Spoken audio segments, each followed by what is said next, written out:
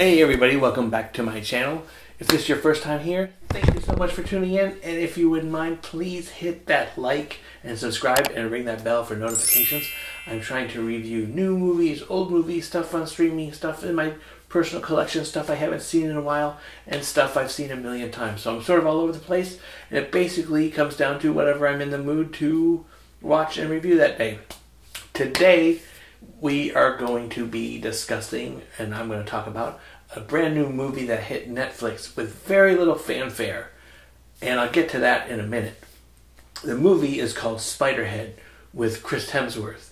And you would think that A, the odd name of the movie, and the fact that it stars one of the biggest action sort of superhero guys in the past 10 years would cause for some fanfare. That's not even all of it. The other part is, it's based on a short story from the New Yorker. The director of this movie is Joseph Kosinski, who is currently has directed the biggest movie in theaters right now, and it's become a cultural phenomenon, and it's not a superhero movie. He directed Gun Maverick, the movie that everybody is going crazy for, including myself. I saw it 3 times in 4 days.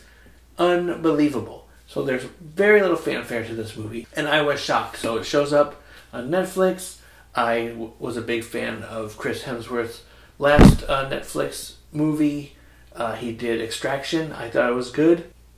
I've liked a lot of their other big budget action movies. I thought that Red Notice with The Rock was great. I went out of my way. Normally when movies come out, I don't see them that fast because they're always on the streaming service. And I'll like, yeah, I'll get to it. But this one sounded interesting for no other reason than this dude just has a movie in the theater that's still breaking records and stuff like that. So I decided to check it out. And I have to say, it is pretty good. It stars Chris Hemsworth, Miles Teller. The director worked with Miles Teller on Gun Maverick. So here they are teaming up again. Jurnee Smollett, who was in Birds of Prey with the Harley Quinn movie. 3/4 of the movie is phenomenal. And I'll get to the part that's not phenomenal in just a moment. But it's sort of like this psychological thriller. Chris Hemsworth's character is doing like testing.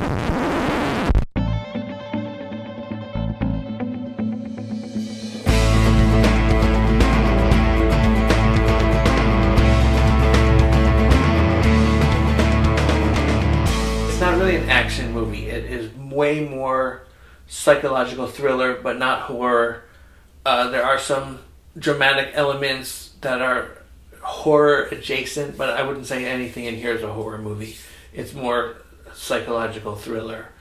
The only problem I had with this movie is that the last act, the third act, takes such a different tone from the rest of the movie.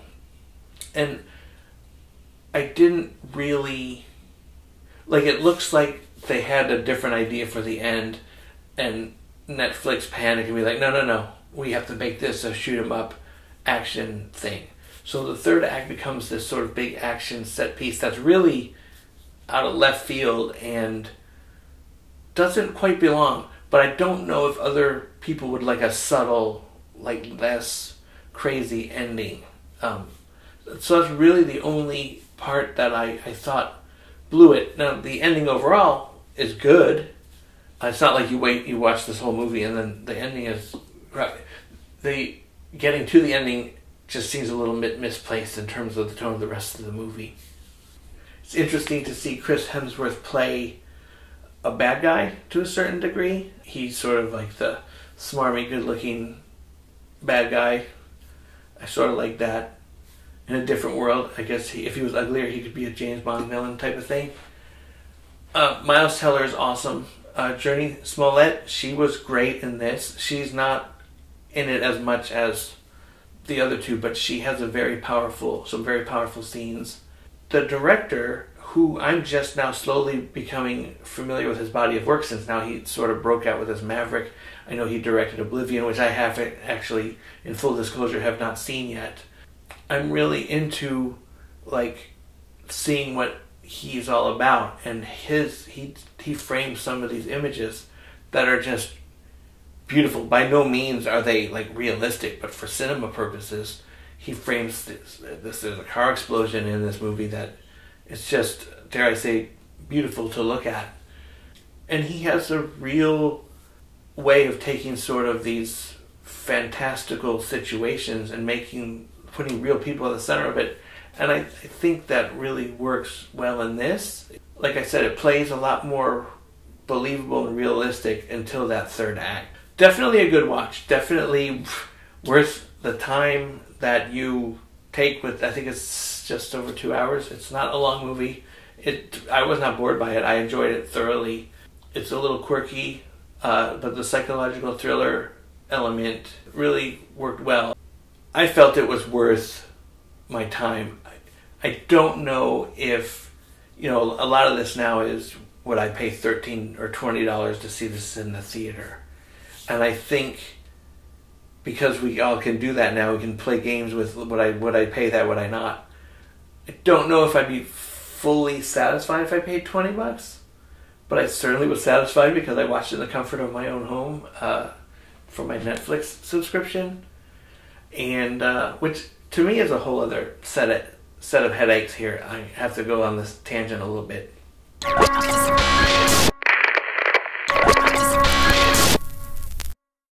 I love being able to sit in my house and watch a brand new movie. But I feel like all of this, with all these different streaming services and everybody, jumping over each other for their specific content, and everyone's getting they're getting their own IPs and their own this. Things are just getting lost, and none of it feels special anymore. You are not special. You are not a beautiful or unique snowflake. You are the same decaying organic matter as everything else. I personally am sort of sad seeing that happen, that there's no value put on a Netflix movie anymore, or it's getting the same kind of rap that a straight to DVD movie would be 30 years ago, or 40 years ago was a VHS, straight to VHS movie. It's just, with all of this stuff coming out every week, it just is making all this stuff feel less and less special, and I really don't like that feeling. So I'm always at odds. I love being able to fire up brand new content, which I hate, a word that I hate, because I want it to be more than that. I like being able to play it in my room, my movie room. I have mixed feelings about that. I really do. I go to the movies. I still am an avid movie goer. Like I said, I saw Maverick 3 times in 4 days. I've seen Jurassic World. I like being immersed, putting my phone off. When you buy the ticket, you're buying attention for 2 hours or whatever it is. Your phone is off. You're there, and I like that a lot more than doing this at home. Just a side tangent on my thoughts on all this streaming stuff. It's a love-hate relationship. I love it in a lot of ways, and in a lot of ways I just feel like nothing is special. And I don't know how directors can make $150, $200 million movies and end up on a streaming service. I don't know how that makes money. I don't know how they gauge success. I don't know. So, I hope more stuff comes out in the theaters, quite honestly. But, there you have it. You're awesome. Thank you so much for saying what needed to be said. Anyway, thank you again so much for watching. Spiderhead on Netflix now, streaming. Chris Hemsworth, Miles Teller, directed by Joseph Kosinski, the director of Top Gun Maverick and Oblivion. I liked it. I didn't love it, but it's definitely something I would watch again. I would actually give it a second viewing to pick up on some of the things that sort of went over my head the first viewing. But definitely worth watching. I'd like to hear your thoughts in the comments and feedback on what you thought of the third act in the end. And also if you could ever recommend other movies that I might have overlooked or that are little known gems on all these streaming services or things like that. So again, thank you for watching. Please hit that like and subscribe. Ring that bell for notifications. I'm trying to get more videos out on a more regular basis, so please bear with me. And until next time, I will see you in the next one.